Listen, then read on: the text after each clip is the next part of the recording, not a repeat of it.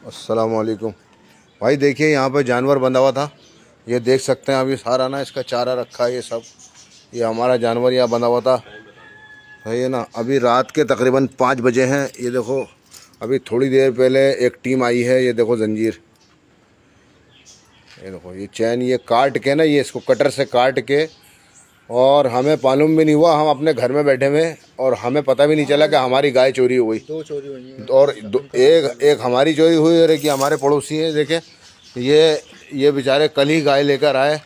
1.5 लाख रुपए का जानवर था इनका।